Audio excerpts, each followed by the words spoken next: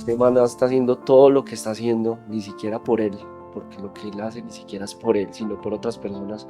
¿Por qué nosotros no podemos hacer algo así? Pienso en un joven que marcó una época en nuestro colegio, también en mi vida. Luis Carlos fue ese ideal de estudiante.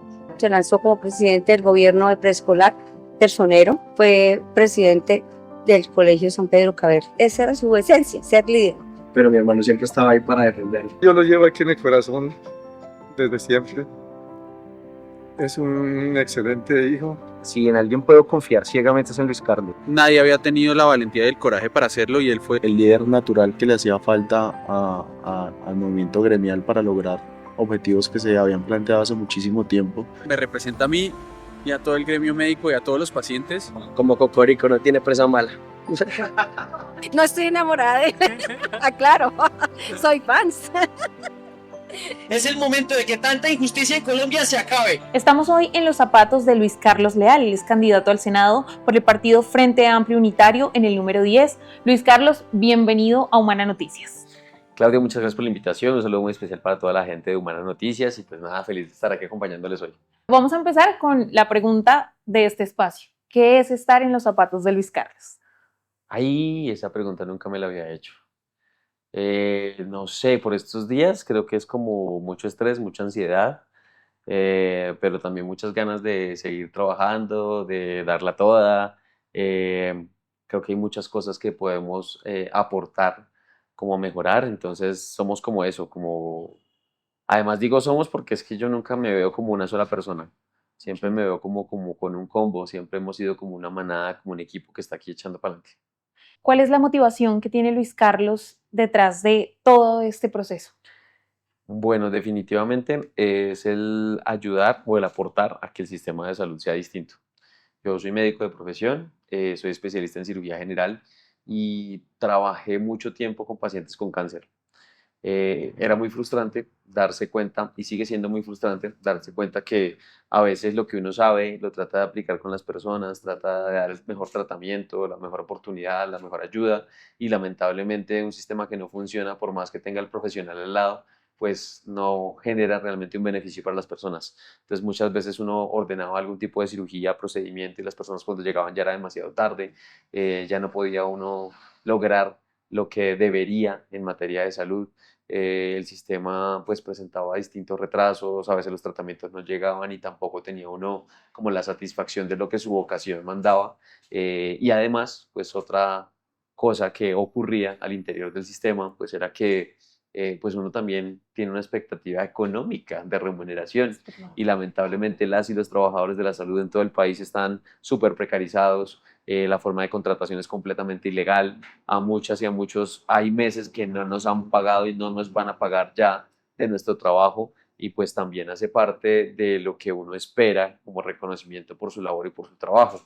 Sí es una labor altruista la labor de hacer parte del sector de la salud, pero también hay unas obligaciones que uno tiene que cumplir, que cubrir. Entonces, viendo las necesidades de un sistema de salud que ni atiende a sus pacientes, ni tiene en cuenta las necesidades de sus trabajadores y trabajadoras de la salud, pues creo que la oportunidad de participar en la política, de ocupar espacios de administración en salud en los cuales podamos mejorar y transformar esta situación, pues es una necesidad para poder tener un sistema pues realmente digno para las y los trabajadores de la salud, pero también que sea un beneficio para todas y todos, que finalmente todas somos, todas las personas que vivimos en nuestro país somos usuarias y del sistema somos pacientes. ¿Y cómo se da ese cambio de pasar de la sala de cirugía a la política? Ay, fue muy rápido, porque cuando yo estaba haciendo la especialización, tuve la oportunidad de ser presidente a nivel nacional de la Asociación Nacional de Internos y Residentes, y Colombia para ese momento era el único país en el mundo en el cual las personas que estábamos haciendo la especialización, los residentes, no teníamos ningún tipo de reconocimiento económico. ¿Por qué el mundo lo entendió y por qué era tan importante? Las personas que hacen la especialización ya son profesionales, ya tienen responsabilidad médico-legal, generan, digamos, un lucro para el sistema, porque todos los servicios que se prestan al interior de un hospital universitario o un hospital donde se hacen las rotaciones como residentes, pues son facturados. Digamos en mi caso, en el caso de cirugía general, si el residente estaba, pues no se contrataban médicos generales que hicieran las veces de ayudantes quirúrgicos.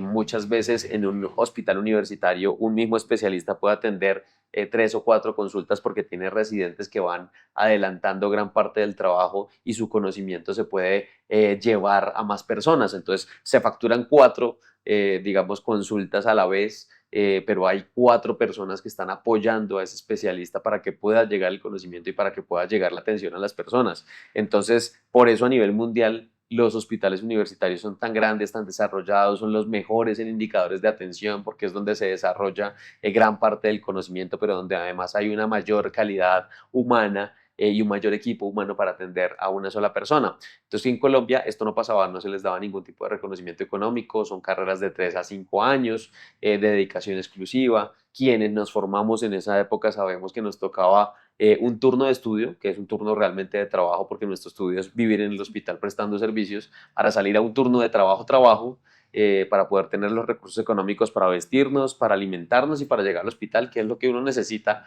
digamos, en esa época, o al menos quienes no teníamos una familia en esos momentos. Quienes tenían una familia, pues una condición aún más difícil. Y luego volver a estudiar. Entonces era como 36, 48 horas, a veces más inclusive, porque sí pasa, donde uno no descansaba realmente, no tenía la oportunidad ni de profundizar en investigación, ni de descansar adecuadamente, que es necesario el descanso. Una persona que lleva 36, 24 horas encima no tiene la misma voluntad, disposición, atención, ni siquiera la agilidad mental para poder prestar un servicio tan importante como La el de la salud. capacidad reactiva, ¿no? Claro, totalmente, o sea, pensar rápido, uno estaba pues cansado, con sueño, estresado, con 1000 cosas además encima, bueno, en fin. Y pues eso hacía que en nuestro país, y todavía sigue pasando, tuviésemos mucha fuga de talento humano, la gente se iba, prefería irse a formar a otro lado. Entonces somos un país que decimos, hace mucha falta que haya especialistas en nuestro país, hay un déficit increíble de especialistas en nuestro país, pero no dábamos las condiciones para que la gente se formara en nuestro país, se quedara en nuestro país y pudiera pues realmente entender las necesidades en salud que la gente tiene. Por eso, cuando fuimos presidentes de esa asociación, sacamos adelante la ley de residentes que salió sancionada en el año 2018, que se reglamentó y que cambió esa situación a partir de 2020. A partir de 2020 que ya está reglamentada y empieza a operar, pues a todas las personas que se forman como residentes en el país ya tienen un reconocimiento económico. Inclusive hoy hay una reforma a esa ley en trámite en el Congreso de la República para avanzar en materia de derechos para estas personas. Entonces, como con ese aprendizaje de, bueno, uno en una sala de cirugía puede ayudar a una persona, pero ese trabajo que hicimos de movilización social, de lobby en el Congreso, porque también tuvimos que hacer lobby, presencia en el Congreso, en cada una de las oficinas de senadores, representantes a la Cámara, de contándoles la historia, apelando a la empatía de muchas personas por sus familiares, para poder decir como, bueno, vamos a sacar esto adelante. 3 años de mucho trabajo, salió adelante, pero definitivamente sabemos que eso cambió la vida de muchas personas de allá para acá. Entonces creo que ese tipo de trabajo pues también es muy satisfactorio, también es impactar al sistema, también es beneficiar la salud, y ahí fue como un llamado de atención a decir, tal vez yo era de las personas que decía, qué mamera la política, como hoy me pasa muchas veces cuando uno trata de entregar un volante en la calle. Entonces era de esas personas y decidí dejar de quejarme y criticar y empezar a quitarle espacios a aquellas personas que siempre lo habían hecho lleno de voluntad, que es lo que creo que falta muchas veces en la política. ¿En qué se parece una sala de cirugía a la política? ¿Cuáles son las similitudes ahí? Bueno, en la sala de cirugía operamos para que el cuerpo humano funcione, y en la política creo que lo que nos hace falta, y por eso es nuestro eslogan de campaña, nos falta que el sistema opere realmente, que funcione, que se active para que podamos cuidar realmente a las personas. Si el Estado funcionara de verdad, absolutamente todas las dependencias del Estado deberían ser de cuidado. Okay. Cuando tú brindas acompañamiento a alguien para garantizar su vivienda, estás cuidándole unos intereses. Cuando tú cuidas los recursos que la gente aporta al sistema para que realmente se materialicen en derechos, estás cuidando el bienestar de una población.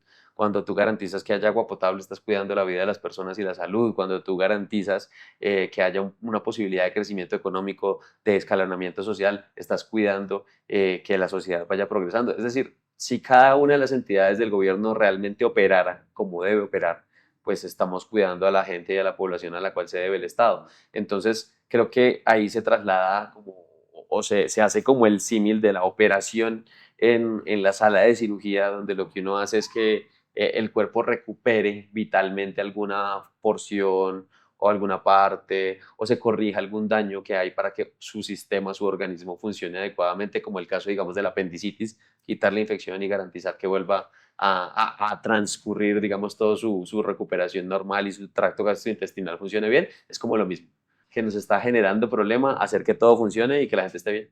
Bueno, muy chévere esa comparación. No lo había visto, pero pues obviamente la mirada de médico ya cambia la perspectiva. Te quiero preguntar porque después saltas al Consejo de Bogotá. Ese fue tu primer cargo público ya como oficial. ¿Cómo te fue en el Consejo? ¿Qué pasó ahí? Yo creo que nos fue muy bien, o sea, fue muy retador. Nosotros fuimos concejales del Partido Verde. En ese momento la alcaldesa era del mismo partido. En un principio intentamos hacer el ejercicio de ser gobierno, muy difícil cuando, pues lamentablemente, las banderas con las que la alcaldesa llegó a la alcaldía no fueron las mismas banderas con las que gobernó en Bogotá. Y creo que otra de las fallas que ha tenido precisamente la política y que hace que la gente hoy esté tan apática a participar es que la gente, mucha gente, no todo el mundo, no es coherente en política. Y cuando eso pasa, pues obviamente no hay confianza. Y nosotros siempre hemos defendido la coherencia en la política, por eso fuimos no oposición, pero sí muy críticos y nos opusimos. Entonces digo, no soy oposición, pero sí nos opusimos realmente a muchas de las cosas que realmente iban en contravía de lo que prometimos en campaña. Nosotros hablamos en campaña de proteger los humedales. No fue lo que ocurrió en la alcaldía de Bogotá. No íbamos digamos, hacer un matrimonio con eso únicamente por ser del mismo partido. Aunque nos hubiese costado la expulsión, aunque nos hubiese costado las sanciones que nos hubiesen costado, yo creo que lo más importante es serle leal, como mi apellido lo dice, que además valoro mucho ese valor, nuevamente estoy siendo redundante, de las personas, pero sí creo que hay que serle leales a los electores, a lo que uno dice, a sus propios principios, y eso es algo que uno no puede traicionar en política. Entonces, nos fue bien, porque además la corporación que evaluó el consejo siempre nos calificó como de los mejores concejales de Bogotá. Aprendimos a hacer un control político bien hecho, aprendimos cómo funciona una corporación, aprendimos gran parte de la administración pública, de sus errores o de sus problemas o de sus déficits que podemos de pronto meternos a mejorar. Aprendimos a construir proyectos de acuerdo, y en este caso lo queremos trasladar al Congreso con proyectos de ley con la comunidad, porque la única forma, y eso lo aprendimos muy bien en el Consejo, de que un proyecto salga adelante es que tenga el respaldo de las personas que experimentan esas dificultades y cómo queremos solucionarlo con ese proyecto de acuerdo. No fuimos los que sacamos la mayor cantidad de proyectos de acuerdo, pero los que sacamos sabemos que fueron construidos con la gente, para la gente, que tienen una intención específica, que son sólidos jurídicamente, que sí van a beneficiar a una población, porque además cuando a alguien se le consulta cuál puede ser la solución a sus problemas, es cuando tiene mayor impacto en política pública. Entonces así fue como lo hicimos, y a pesar de haber sido unas luchas constantes, duras, difíciles, también aprendimos que la política, cuando las corporaciones no logran transformarse del todo, a veces parece inútil. Y creo que fue una de las principales resistencias cuando en equipo dijimos vamos a dar el paso al Congreso de la República. Yo decía, la experiencia del Consejo fue muy frustrante en algunas oportunidades porque la peleábamos, la guerreábamos, trabajábamos todos los días, pero llegábamos allá y había otras 44 personas que no por lo que pensaban, sino por otros intereses terminaban votando en contra inclusive de lo que pensaban. Y pues era muy frustrante. Entonces, creo que el Consejo fue un doctorado en muchas de las cosas que uno debe saber de las formas como funciona la política colombiana, pero también un mensaje muy bonito, porque siempre hicimos las cosas muy correcto, muy bien, muy independientes, y fue exitoso. Fue tan exitoso que cuando salimos del Consejo intentamos hacer una campaña en la alcaldía de Bogotá, a pesar de que el partido nos puso todas las barreras. Si las cosas hubiesen sido aplicadas en igualdad, hubiésemos logrado ser la candidatura a la alcaldía mayor de Bogotá, y eso fue gracias al reconocimiento de la gente en Bogotá, porque fue por una encuesta. Entonces, pues eso fue bonito. Okay. Eso fue un reconocimiento, creo yo, de la gente, a que fuimos coherentes, a que mantuvimos un trabajo constante, a que estuvimos al lado de la comunidad. Entonces yo valoro mucho esos reconocimientos que durante la época de Consejo nos dieron además. Entonces fue una experiencia muy, muy, muy bonita y muy enriquecedora, y agradezco también a todo el equipo que nos acompañó durante todo ese proceso, porque pues sin ellos, por eso siempre hablo en plural del trabajo que hacemos nosotros, porque nunca soy yo solo, siempre hay gente alrededor que hace que esto sea posible. Frente a eso me contaron una cosa y quiero que tú me cuentes el contexto, porque me contaron que en la Supersalud, cuando ya pasas luego a ser superintendente, cuando se van los superintendentes, pues dejan sus fotografías en la oficina, y pues obviamente todas las fotografías son el superintendente. Resulta que tú decidiste no dejar tu fotografía, sino la fotografía tuya con el equipo de trabajo. ¿Por qué? Yo creo que nadie cree realmente que una entidad funciona gracias a una sola persona. En nuestro país nos ha hecho mucho daño el creer en caudillos y en creer en ese Salvador nuestro por quien suspiramos en política. Eso pasa en diciembre y es un contexto completamente distinto. No tiene nada que ver con lo que pasa en política. No hay una persona que se las sepa todas. Quien crea que se las sabe todas, me parece que está sumamente equivocado. Si uno tiene un equipo de trabajo, si existen personas que lo acompañan, que lo apoyan, uno tiene que escucharles, porque toda la gente tiene una opinión valiosa que dar. Y la única forma de avanzar es escuchando a las personas y construyendo en colectivo. Entonces, por eso para mí era básicamente ridículo haber puesto mi foto allá solo, como si yo hubiese llegado allá solo, triste y abandonado, cuando además uno se da cuenta que muchas veces uno termina haciendo, sí, la cara. Uno termina poniendo, frenteando la situación. Pero quienes hacen a veces el trabajo más duro, el más difícil, el de que todos los proyectos que uno puede construir o co-crear salgan adelante, pues son las otras personas. Y a veces no se les da el reconocimiento, a veces no se les da el valor que deben tener. Y para mí eso es importante, es ponerle cara a la gente. Es que eso que hicimos en esos 8 meses no fue porque yo fuera el superintendente, fue porque logramos un equipo de gente comprometida, cariñosa, dedicada. Y además siento que lo transmitimos a toda la superintendencia. Porque sí nos pasó que cuando nos fuimos, fue muy distinta la reacción de la gente a nuestra llegada. Siento que la gente, aunque estuviésemos en corrientes políticas distintas que también lo decían, supimos ser cuidadosos y cariñosos con la gente, que era importante para que la entidad avanzara. Entonces, es darle el reconocimiento verdadero a quienes hacen su trabajo y no seguir creyendo que esto es de una sola persona, la que nos va a venir aquí a decir cómo se hacen las cosas. No, es de trabajar en colectivo. Entonces, ese era el mensaje que yo quería que dejara claro. Porque, pues no, porque hay que dar mensajes políticos en todas las cosas que uno hace y es bonito ver la cara de un equipo trabajando y un equipo feliz y satisfecho con lo que hizo. ¿Qué satisfacción te dejó ese paso por la superintendencia? Que tú digas, esto me llena de orgullo. Uy, son muchas cosas, muchas, muchas, muchas cosas. A veces la gente es la que le hace como caer a uno en cuenta de algunas cosas que uno dice, qué orgullo. Hay cosas que me producen orgullo, pero me dan tristeza a la vez. Porque nos pasó que llegábamos a algunos sitios y la gente decía, ni siquiera decían, es la primera vez que viene el superintendente, decían, es la primera vez que viene un funcionario del Estado. Pues uno se siente orgulloso porque está haciendo la tarea, pero se siente triste porque en un país donde hay municipios, donde hay comunidades que al Estado nunca les ha importado, pues es muy deprimente, ¿cierto? Hay cosas que se dicen hoy como que la gente dice como, nosotros supimos que la superintendencia existía cuando usted llegó. Y creo que eso es de orgullo porque en algún momento tuvimos un conflicto. La gente decía como, están aumentando las PQR, la superintendencia no está haciendo nada. A ver, la superintendencia no es la que genera las PQRs. La superintendencia es la que escucha y tiene que resolver las PQRs. En algún momento, inclusive por cuentos y cosas que pasaban, lamentablemente hay muchos chismes en gobierno, el presidente me hizo el reclamo. Me dijo, ¿por qué están subiendo tantas las PQRs? Yo dije, mi promesa es que van a seguir subiendo y se van a triplicar, ojalá. Porque cuando llegamos, la capacidad instalada para contestar las llamadas del call center no daba el tope. Entonces contestábamos como 6 de 10 llamadas. Eso no es una forma de contener las PQRs. Al contrario, tenemos que contestar las 10 de 10. Claro. Teníamos que invertir a que el sistema fuese más robusto para atender todas las necesidades de la gente, para escucharlas. Cuando yo conocí a la superintendencia, fue por una experiencia personal. Mi abuelita se fracturó hace 10 años. Básicamente la mandaron a la casa y le dijeron, la operamos, no me llames, yo te llamo.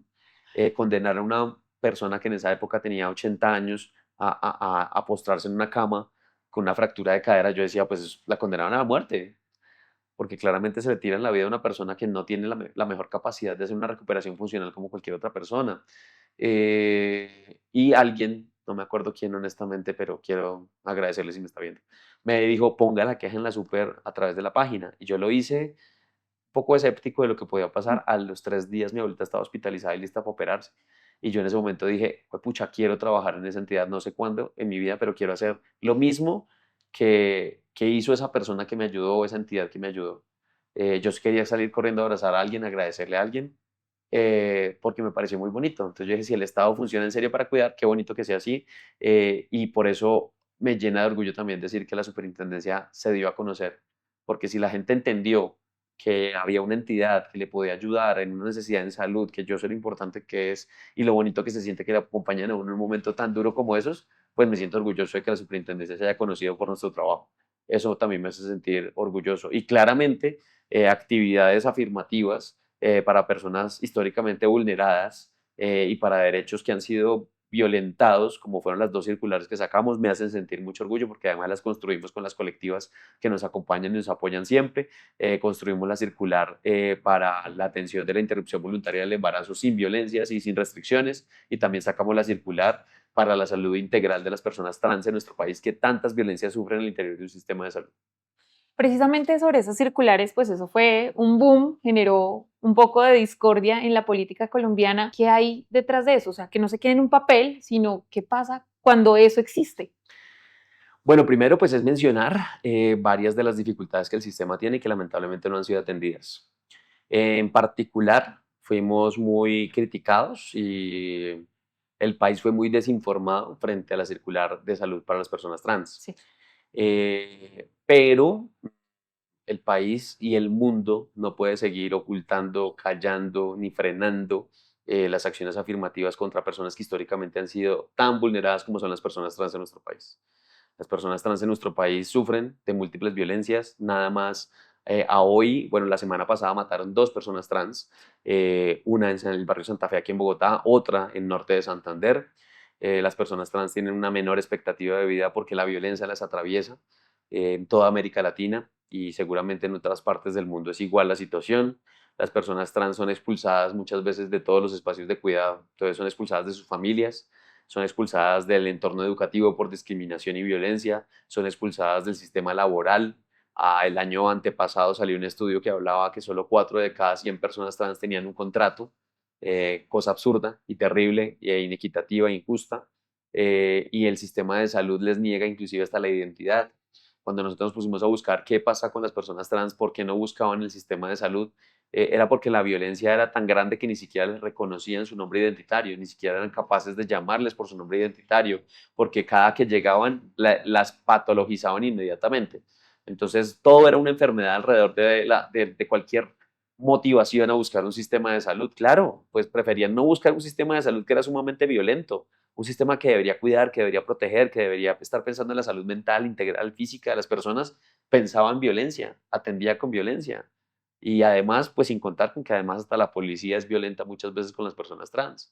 Entonces, ¿qué hay detrás? Pues hay que reconocer que hoy hay una población en nuestro país que tiene vastas vulneraciones de derechos que no se pueden negar, que las cifras y las estadísticas son claras al reconocer que esas violencias existen y que un sistema de salud que en serio debería estar pensado en el cuidado de la salud, de la vida de las personas, de la dignidad, del libre desarrollo de la personalidad, de cualquier otro derecho que la Constitución proteja, pues no puede ser violento. Entonces se construyó con el ánimo precisamente de brindar un sistema de cuidado real al interior del sistema de salud, de dar lineamientos claros para secretarías de salud, EPS, IPS, gestoras farmacéuticas y operadoras logísticas para que construyeran toda una serie de acciones que permitieran que el acceso a la salud para las personas trans en el país pues fuera realmente libre de violencias. Hay otra situación también que fue durante tu periodo en la Supersalud y que marcó definitivamente un antes y un después, y es las visitas a las farmacéuticas. A la gente no le entregan los medicamentos, la gente va, se los rechazan, pero resulta que llega el superintendente y ahí están los medicamentos, ahí están los pañales, ahí está. ¿Qué pasa y cómo fue ese recibimiento de la gente? ¿Qué pasó antes y después de ese video que marcó la historia? Bueno, pues, o sea, antes de que llegáramos a la superintendencia, ¿qué pasó? Un Estado que jamás vigiló qué pasaba. Porque a veces la gente, o a veces algunas personas tratan de desinformar diciendo que la crisis de los medicamentos es actual. Es viejísima, es de larga data. Ustedes pueden buscar en cualquier medio de comunicación, 2010, 2011, ven las mismas filas, la misma negación de servicio y las mismas razones y las mismas excusas que dan hoy quienes deben entregar los medicamentos para no entregarlos. Y el Estado nunca, la superintendencia nunca había hecho ni siquiera una auditoría de qué era lo que estaba pasando allá. Cuando nosotros llegamos yo era muy consciente de la situación porque claramente había muchas quejas al interior del sistema por la falta de entrega de medicamentos. Entonces decían, es que hay desabastecimiento. Y nosotros preguntamos al INVIMA que vigila el desabastecimiento y decían, no hay ni siquiera alerta de desabastecimiento. Entonces yo decía, ¿cómo así que les dicen que no hay en el país, pero no hay alerta en el INVIMA? Hay algo raro. Entonces empezamos a investigar qué pasaba. Las quejas de la gente eran, nos dicen que no hay, pero si lo voy a comprar, ahí sí aparece. Entonces yo decía, pues es que esto es ridículo. ¿Cómo no le hemos parado bolas a una paradoja tan absurda como esa? Entonces empezamos a hacer las auditorías. La historia de la visita es aún más curiosa porque estábamos en Bucaramanga, había como un rato en la agenda que no teníamos como ocupado ese día, estábamos revisando las auditorías y lo que estaba pasando, lo que estábamos encontrando en las visitas, y yo pues quedé aterrado con los hallazgos y yo les dije, si esto es cierto lo que dice acá, bajémonos ya en lo primero que veamos, chaleco todo el mundo y graben esto porque yo estoy seguro que va a salir un desastre y necesito en serio que esto se sepa. Entonces fue como que nos bajamos y fue un operativo de inspección rápida que armamos en una Audifarma en Bucaramanga, y efectivamente pues lo que nos dimos cuenta era que la cosa era como abusaban de la inteligencia inclusive de la gente. Cuando llegamos la sala de espera estaba repleta y había 3 personas atendiendo cuando el puesto era como para que 20 atendieran. La gente reclamando 10.000 cosas y ya devolviéndose porque no tenían realmente ningún medicamento. Entonces empezamos a revisar las fórmulas y hay uno de los que quedó como en el video más marcado fue el de los pañales, por lo mismo, o sea, por el mismo insulto que era contra todos nosotros, que la señora era, no, es que no me han dado los pañales y me dijeron que no había. Que me los mandan a la casa, Sí, recuerdo. sí, y la señora llevaba 3 meses esperando sus pañales, pues para su familiar además. Entonces yo dije, pero ¿cómo así que no hay pañales? Y dijeron, sí, no hay. Y cuando cuento la historia, todo el mundo dice, contesta, y estaban en una bodega. No estaban en una bodega, Estaban en la estaban parte de enfrente atrás. de la gente, o sea, estaban ahí detrás del mostrador, se veía un arrume gigantesco de pañales. Pues no hay que ser médico para darse cuenta cómo se ve un pañal. Entonces pues yo les dije, yo, ¿esta vaina qué es? ¿Cómo así que no hay pañales y los tienen acá?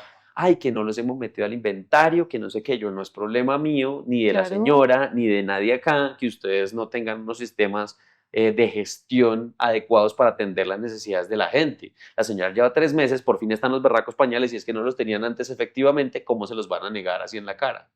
Pues hagan algo. Y no, la sorpresa fue que no fue únicamente con los pañales. Muchos medicamentos, no, ahí vuelva después, Ahí ahí estaban. ahí estaban. Vamos, entonces nos tocó a nosotros poner la tarea de nosotros mismos ir y buscarlos.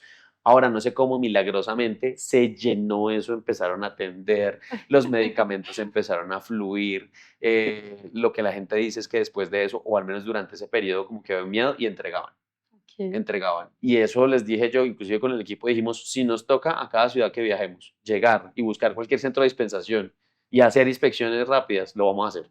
Porque si es la forma de que esto arranque a funcionar, pues lo hacemos. Y lo que nos dimos cuenta, porque inclusive en esa época yo creo que algunos medios de comunicación no nos creyeron. Entonces nos llamaron y nos dijeron, si eso es cierto lo que ustedes hicieron, hagamos un en vivo. Y yo, hagamos el en vivo. Y fue aquí en Bogotá como a los 3 días, En hagamos Suba. el en vivo y nos fuimos a Suba. Fuimos a Suba y llegamos al en vivo y al final los periodistas nos decían como, es increíble, o sea, es en serio que esto está pasando, o sea, lo vimos en vivo lo que estaba pasando. No fue ningún montaje porque la gente dijo, ay, eso es puro show, no están haciendo nada.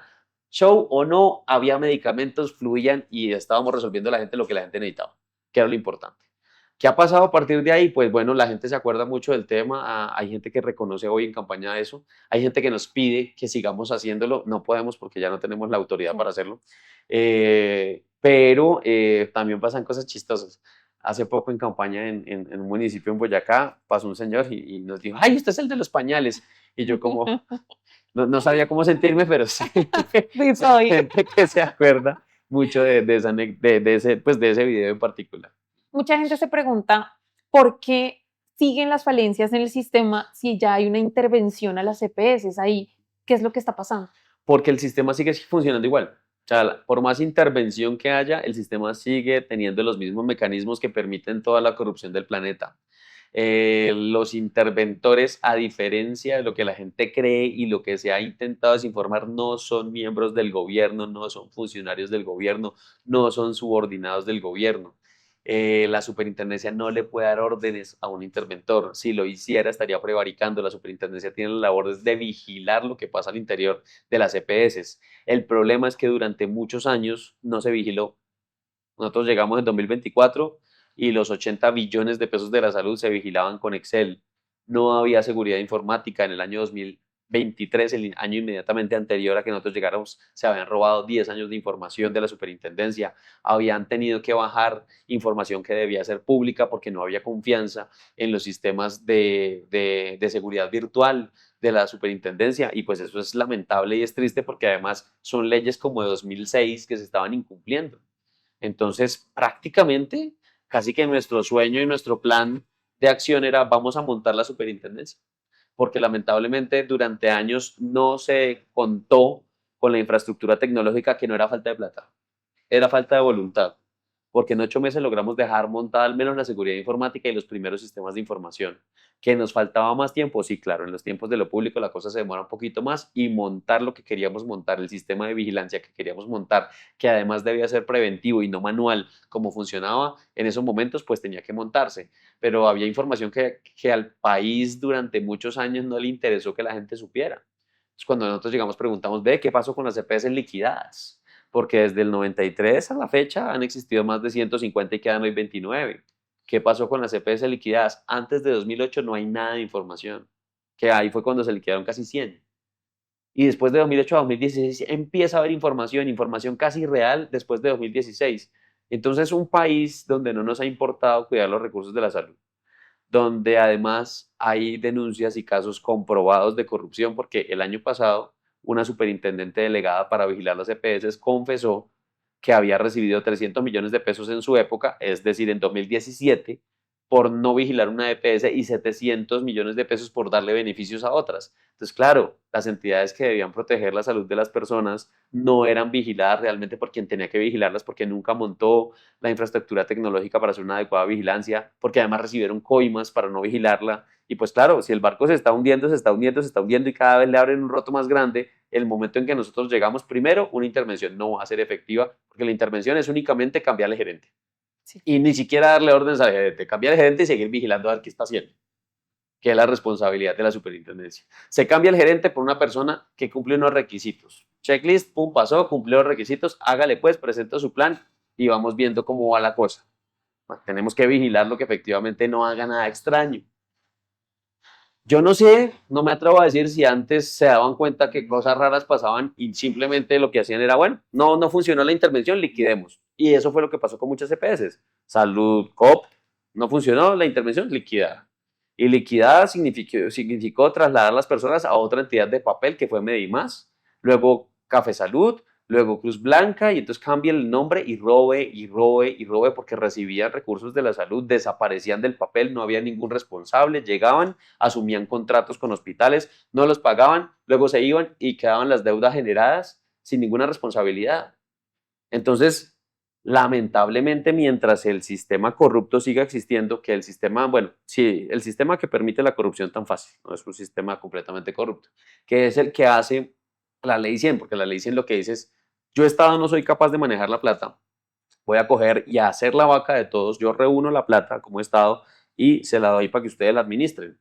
Y entonces esas empresas que la han administrado, pues lamentablemente han hecho muchas cosas. Primero, nunca han pensado en prevenir la enfermedad. Sí. Siempre han pensado en dejar que la gente se enferme y que se acerque al hospital.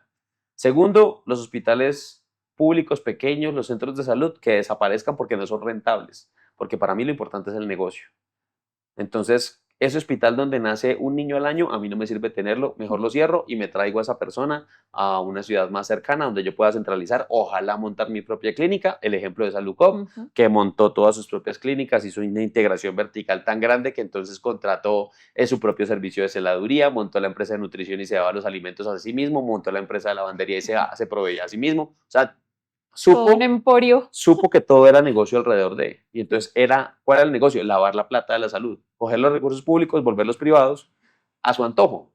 Y entonces yo siempre pongo este ejemplo. Si hacemos una fiesta y pedimos vaca para la cerveza, pero por ley solo puedo mandar a una persona que vaya y compre la cerveza, la persona decide. Y su tarea es vaya a comprar cerveza. Usted define si la compra en el bar más exclusivo o si va y la compra en el depósito. Ahora, si el bar más exclusivo es de su amigo, pues de pronto usted va, se la compra a su amigo le hace el recibo, la cerveza 15,000, 20,000 pesos, pero le hace un 15% de descuento, le dice no lo meta en la factura, me pasa el 15% de descuento a mí y yo me quedo con esa platica y además hay menos cerveza para la fiesta. O me voy al depósito y con lo que pude haber comprado una canasta ya, aquí estoy comprando 10. y alcanza para más y entonces realmente podemos beneficiar a más personas. Es exactamente lo mismo. Hoy el modelo impide que el gobierno tome decisiones en a dónde se va a invertir la plata, porque por obligación y como no se ha modificado la ley 100, la plata la siguen administrando lo que sea una EPS intervenida o no. Tiene las mismas facilidades de que la plata se pierda. Inclusive, ¿qué hicimos nosotros? Nosotros por primera vez, creo que en la historia jamás había pasado, que la propia superintendencia encontrara que interventores estuvieron haciendo cosas mal y se llevaron a la Fiscalía General de la Nación en menos de 2 meses de llevar la intervención. En otras oportunidades, como por lo menos el caso de Salucop, intervino la superintendencia ni se dio cuenta que estaba haciendo y le tocó por allá a la Contraloría denunciar la cantidad de robos. Sí. Fue la Contraloría, ni siquiera la entidad que debía estar permanentemente vigilando los recursos de la salud. Entonces, yo sí creo que la intervención no es la solución, que el gobierno intentó en muchas oportunidades transformar ese modelo de cómo va la plata y que ha permitido la corrupción tan grave en nuestro país en materia de salud, que es la ley 100. Y lamentablemente quien tiene el poder de cambiar esa ley pues es el Congreso de la República, y 7 senadores de la República decidieron ni siquiera definirla, discutirla. Y como senador, ¿cuál es esa propuesta que tú tienes en tema de salud? Bueno, yo creo que como senadores tenemos un aprendizaje muy grande.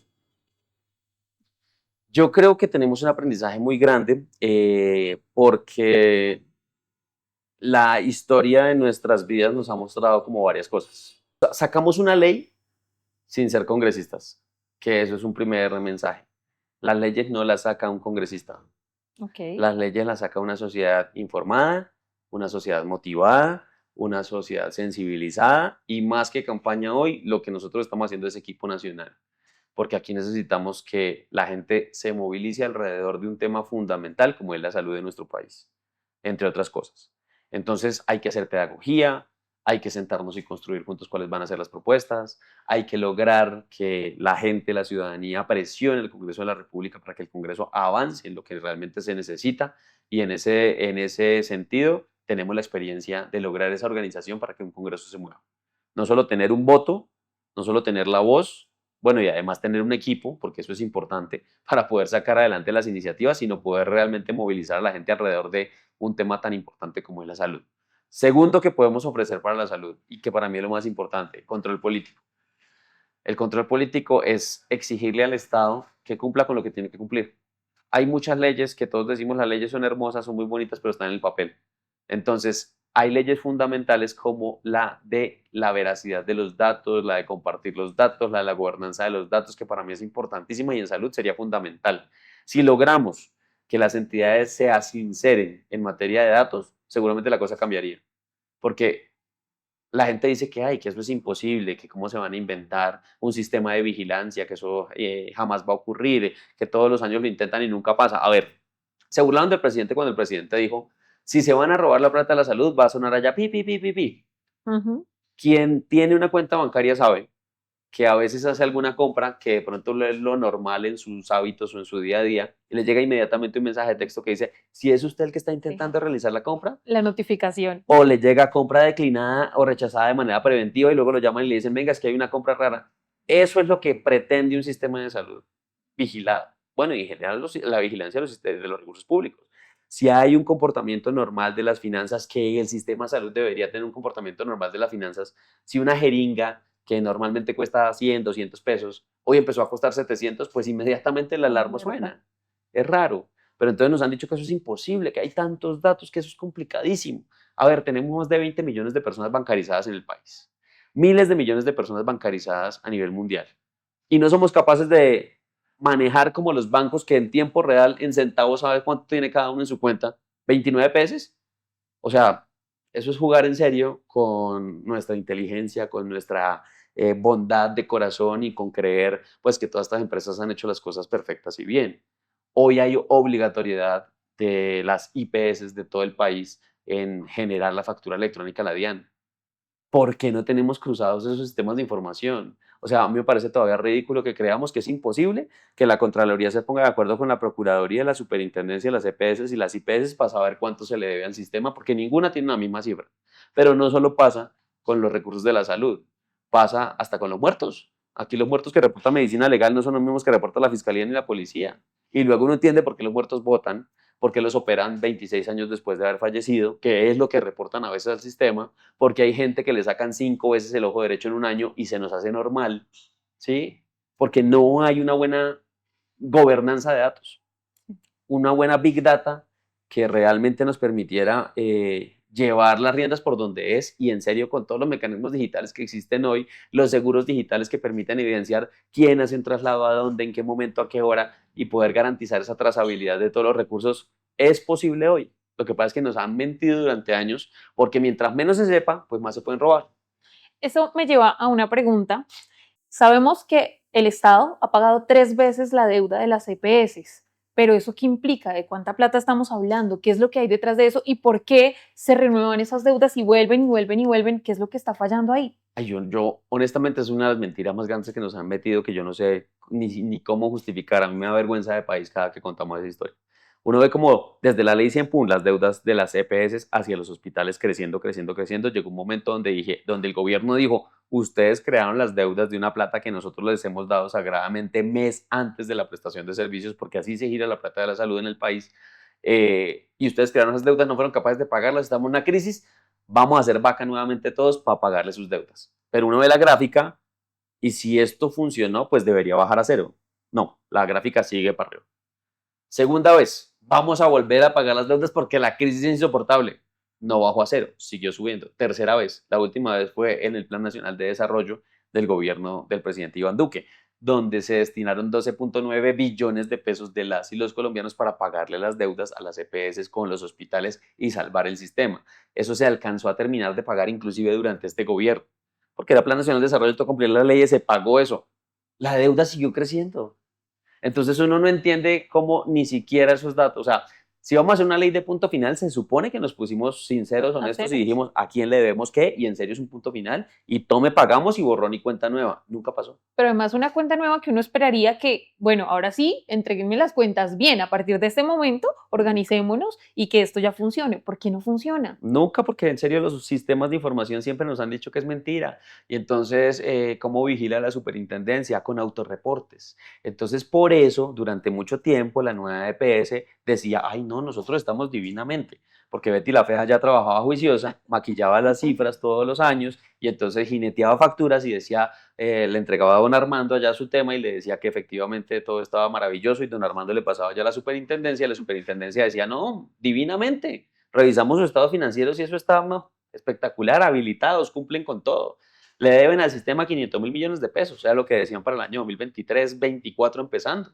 Llegó la intervención y nos dimos cuenta que eran 5.5 billones de pesos, que lo que hacían desde 2019 era que cerraban presupuesto del año y decían, la deuda está muy grande, pasémosla más bien para el otro año, como un pasivo del otro año, y el otro año con el presupuesto del otro año vamos viendo qué pasa. Y eso se volvió una bola de nieve que llegó a ser de más de 5.5 billones de pesos, porque lamentablemente, vuelvo, insisto, aquí mientras menos se sepa mejor.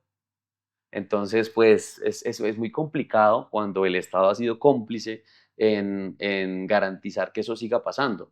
Mira que hubo un momento donde la crisis del sistema no aguanta, las EPS todas ya van a entrar en inhabilidad, todas van a entrar en causales de intervención porque no cumplen con los requisitos financieros. Entonces, ¿qué hacemos? Bajémosle los requisitos financieros. Esa era la solución y eso lo hicieron varias veces. Entonces, ¿cómo así que el capital mínimo no la cumplen todas? Pues bajémosles el capital mínimo para que no tengan que tener tanto para garantizar la salud de las personas. Y luego nos quejamos y luego decimos, ay, pero ¿por qué la crisis se vino a reventar ahorita? Y entonces todo el mundo dice, es que el presidente dijo que el chuchuchu era tumbarlas a todas. No, el presidente se dio cuenta que esto era crónica de una muerte anunciada, que era un bus sin frenos en bajada, y pues que si no hacíamos nada para atajar esto, pues claramente lo que iba a pasar era un desastre. O sea, si vamos camino al abismo, si vamos en un tren donde ya se cortó la carrilera y vamos a toda velocidad, pues no es como decir yo voy a hacer que se caiga, no, o sea, es que no hay de otra, no hay de otra si no le ponemos un freno, si no construimos una carrilera, si no cambiamos de rumbo de destino, para allá íbamos. Entonces como que pues no era una sentencia, esto es lo que queremos hacer, sino era un pronóstico de para allá vamos y no hacemos nada, y no hemos hecho nada. Pero es que además las EPS hacían un reporte frente a la Supersalud, donde decían, oiga, no tenemos plata, necesitamos, pero con el ministerio hacían otro reporte. Ahí, ¿qué pasó con ese cruce de información? Porque el Estado se ha empeñado en no comunicarse. Por eso digo yo, mientras, es que si ni los muertos nos cuadran, pues pucha, es muy complicado. Esos son cifras pues menores en comparación con los billones de pesos que manejan en salud. Entonces, sí, claro, no ha habido nunca el interés de que eso pase.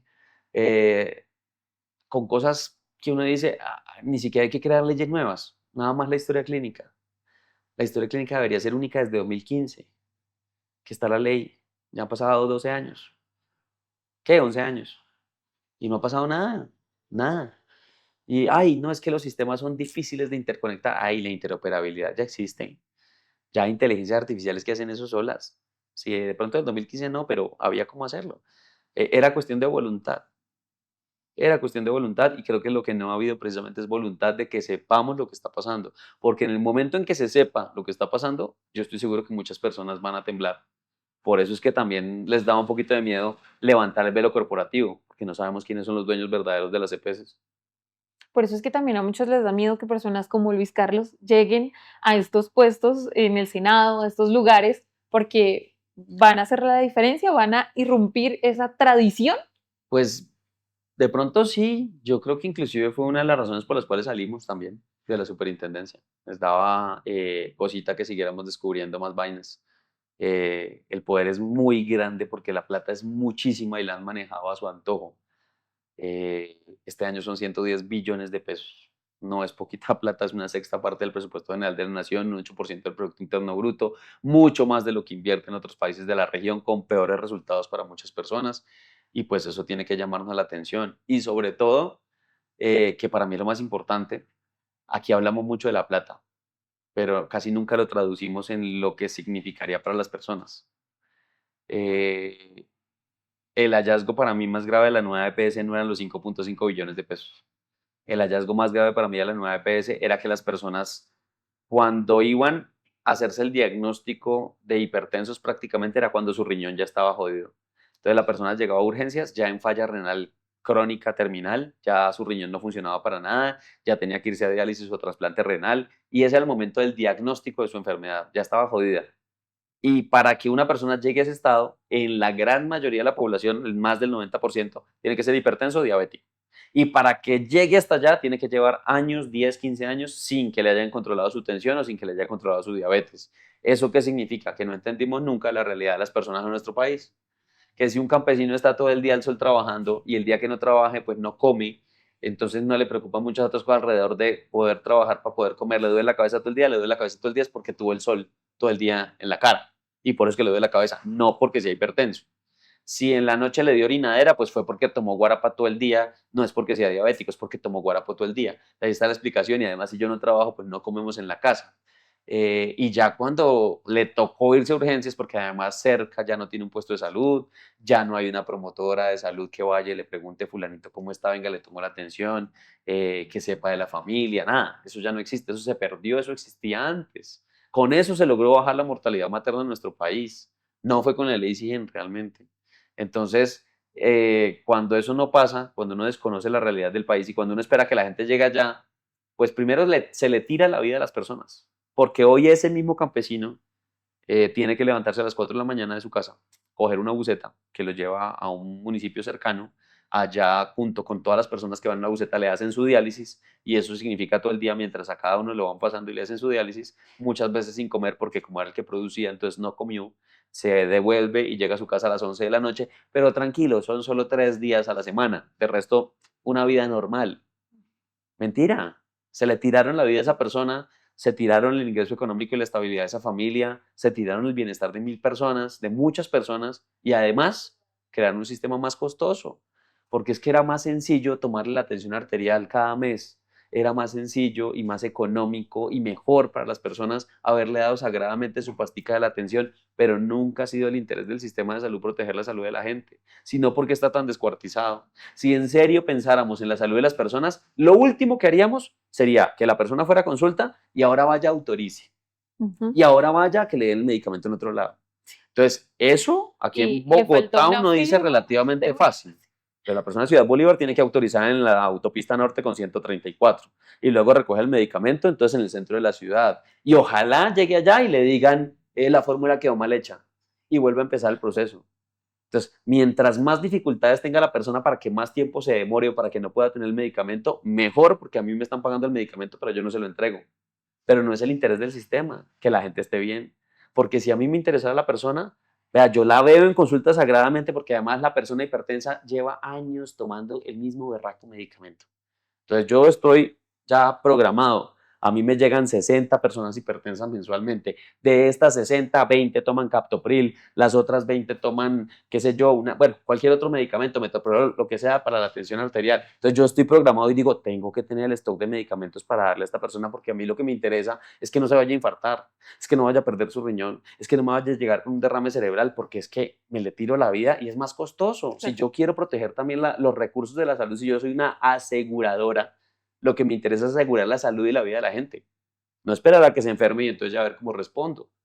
Y eso es lo que el sistema no ha entendido. Por eso es que descuartizar el sistema es lo mejor.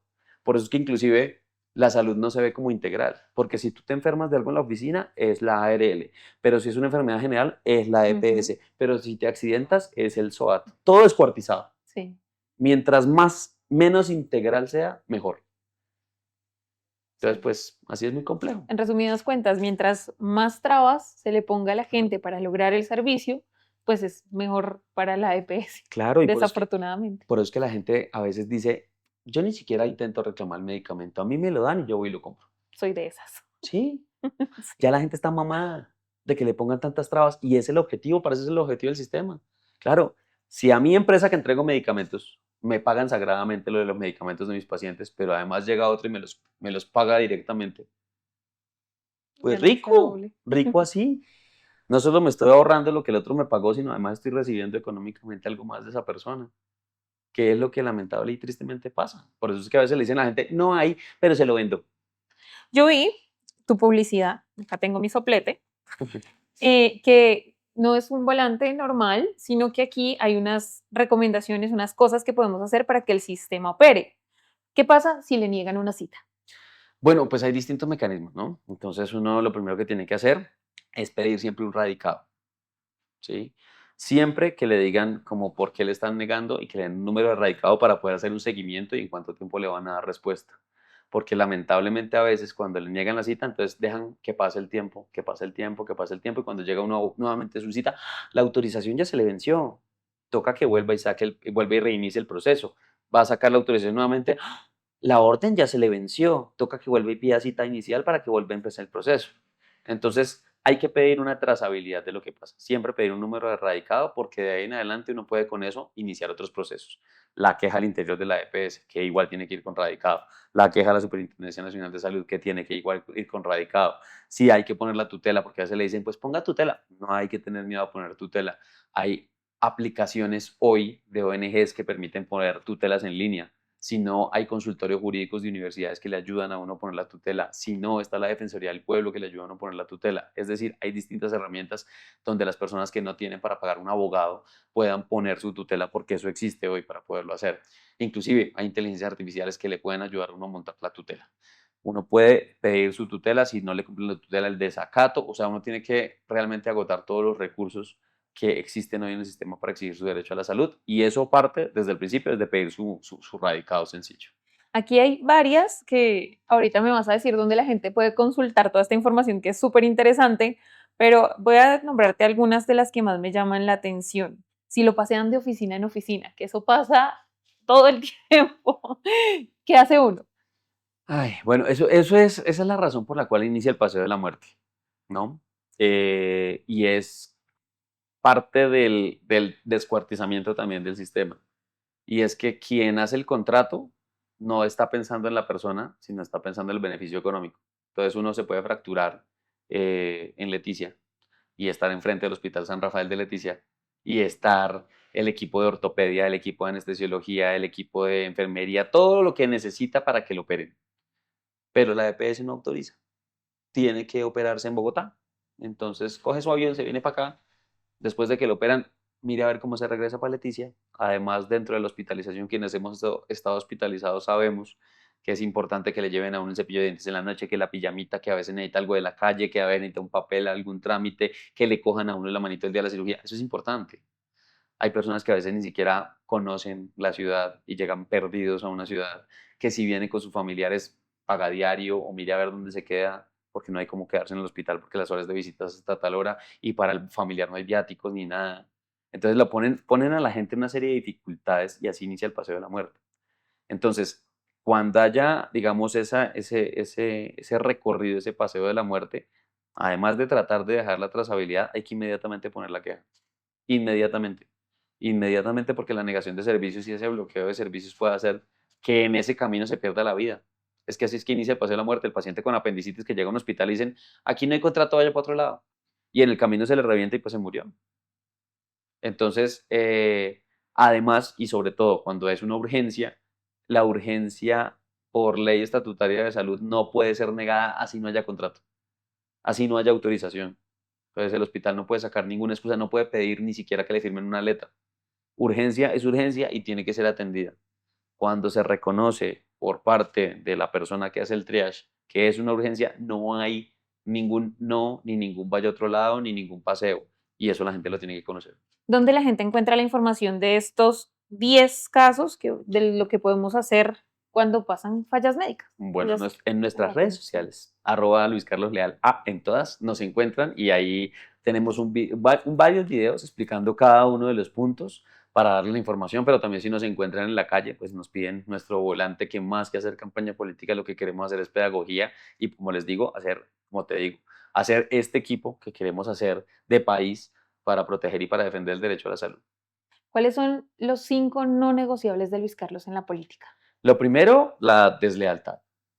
O sea, yo soy leal hasta el apellido, soy Tauro, que es el signo más leal del zodiaco, no perdono la deslealtad como a los principios, no una lealtad ciega, sino una lealtad abierta. Entonces, para mí no es negociable una persona que traicione, una persona que sea una veleta, que un día esté para allá y otro para acá y que uno no pueda confiar, eso no es negociable. No es negociable las coimas o la corrupción, no es negociable. Y menos, o sea, en ningún sentido de la vida, pero menos con los recursos públicos, menos con los recursos de la salud. Eso lo dijimos varias veces en el consejo, quien se roba un pesito de la salud es un asesino, porque eso le está costando vidas a la gente. Un no negociable de nosotros es también trabajar solos. Siempre el trabajo es con comunidad porque no hay otra forma de hacerlo. Un no negociable de nosotros es trabajar en el territorio, porque allá es donde se conoce la realidad de lo que pasa en nuestro país y además es donde usualmente la gente es más vulnerada. Somos un país bogotanocéntrico, donde muchas personas se han venido a sentar aquí en escritorios creyendo que tienen las soluciones del planeta y eso no existe. Y otro no negociable, ¿cuál podría ser? A ver, que se me haya escapado.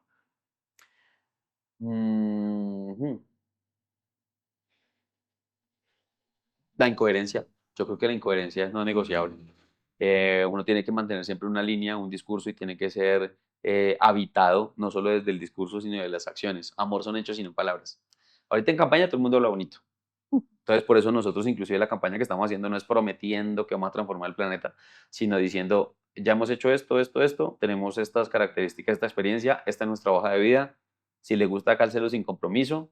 Y además, no solo estamos diciendo a la gente que nos acompañe, si nos quiere acompañar, que nos investigue, que no nos crea ciegamente, a nadie, a ninguno, y menos a un político. Que investigue, que verifique lo que nosotros decimos y que si decide acompañarnos el 8 de marzo con el voto, no solo nos acompañe el 8 de marzo, sino nos acompañe a partir del 20 de julio de este año, los 4 años que vamos a estar en el Congreso, porque parte de que la gente esté aburrida y mamada de la política es responsabilidad de nosotros mismos por no premiar o castigar a las personas que hacen mal o bien su trabajo en el Congreso. Entonces eso es importante. El mensaje para los indecisos. El mensaje para los indecisos y para muchas personas que dicen que prefieren no participar. La política define absolutamente todo lo que pasa en nuestras vidas. La política define la carretera que está enfrente de nuestra casa, la educación, la alimentación, la calidad del aire, el agua potable, todo. Entonces es importantísimo, importantísimo que tomemos cartas en el asunto y que nos hagamos responsables de nuestra responsabilidad, valga la redundancia nuevamente, como ciudadanos y no dejemos que otras personas tomen las decisiones por nosotros. Para las personas que tienen así como si como sa, averígüense bien. Si tienen 2 opciones, 3 opciones, revísenlas bien, con calma. Miren sobre todo antecedentes, no lo que se diga hoy en campaña. miren sobre todo los antecedentes, revisen los antecedentes de una persona, miren a ver si ha sido constante, coherente, si las luchas que ha dado han sido como afines a lo que ustedes piensan, porque eso habla más de una persona que lo que pueda decir en campaña. Entonces me parece que eso es fundamental para los indecisos. Y por último, ¿cómo te encuentra la gente en la lista y cómo pueden votar por ti? Bueno, entonces, el 8 de marzo no solo aquí en Bogotá, sino en cualquier parte del país o inclusive si conocen o tienen familiares, amigos que viven en el exterior, pueden pedir el tarjetón del Senado de la República. En el tarjetón del Senado, en la primera columna, abajo pero arriba del voto en blanco. Entonces uno busca el voto en blanco y ahí arribita está el logo del Frente Amplio Unitario, se marca la X sobre el logo del Frente Amplio Unitario y sobre el 10, acuérdense la de James Rodríguez, se pone la 10 por este equipo que quiere defender la salud de nuestro país, que quiere hacer equipo, que quiere hacer un trabajo colectivo y pues que cuenten con nosotros porque la tercera labor más importante del Congreso de la República es la de ser gestores y es estar escuchando permanentemente a las personas para poder transmitir inquietudes, necesidades, trámites, lo que sea que podamos ayudar a que pase. Bueno, Luis Carlos, muchas gracias por abrirnos las puertas hoy desde el Parchadero, por recibirnos aquí y por permitirnos estar hoy en tus zapatos. A ustedes por visitarnos, a ustedes por escucharnos y pues en serio muy rica la charla. Espero que la hayan disfrutado tanto como nosotros.